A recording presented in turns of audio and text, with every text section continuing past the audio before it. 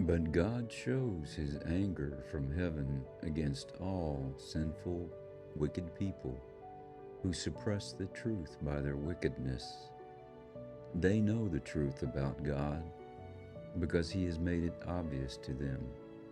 For ever since the world was created, people have seen the earth and sky. Through everything God made, they can clearly see his invisible qualities, his eternal power and divine nature, so they have no excuse for not knowing God. Yes, they knew God, but they wouldn't worship him as God, or even give him thanks, and they began to think up foolish ideas of what God was like. As a result, their minds became dark and confused.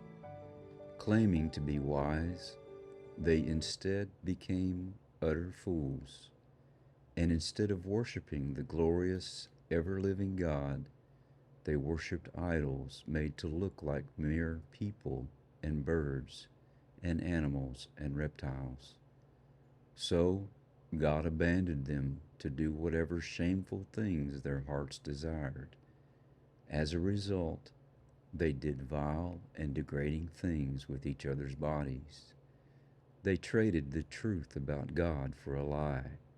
So they worshiped and served the things God created instead of the Creator Himself, who is worthy of eternal praise. Amen.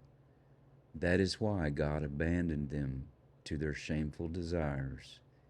Even the women turned against the natural way to have sex and instead indulged in sex with each other. And the men, instead of having normal sexual relations with women, burned with lust for each other.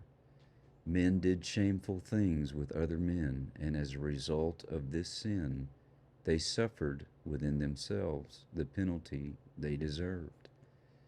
Since they thought it foolish to acknowledge God, He abandoned them to their foolish thinking and let them do things that should never be done.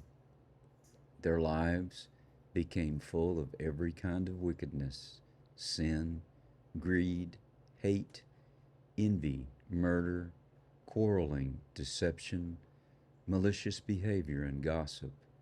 They are backstabbers, haters of God, insolent, proud, and boastful. They invent new ways of sinning and they disobey their parents. They refuse to understand, break their promises, are heartless, and have no mercy. They know God's justice requires that those who do these things deserve to die, yet they do them anyway. Worse yet, they encourage others to do them too. Romans 1:18 through 32.